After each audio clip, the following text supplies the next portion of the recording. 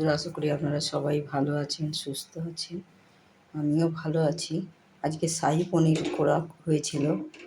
যেমন পনিরের তরকারি করেন, কিন্তু এইটার মধ্যে অবশ্যই আপনারা ক্রিম থাকলে ক্রিম, মানে দুধ, একটু মালাই থাকবে সেরকম দুধ দিয়ে করবেন। আর এই শাহী পনির মশলা এটা অবশ্যই দেবেন। এই দুটো দিয়ে এটা শাহী পনির বানানো হয়েছে।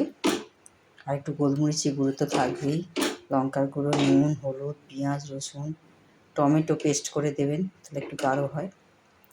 আর টমেটো না দিলেও চলবে, কিন্তু একটু দুধ আর কি, ক্রিম থাকলে ক্রিম, না হলে মালাই থাকা ওইরকম একটা দুধ, কিন্তু গরম হবে আর কি। দুধটা যেন গরম হয়ে যায়, আগে থাকতে গরম করে রাখবেন, তারপর এর মধ্যে দিয়ে একটু গরম করবেন।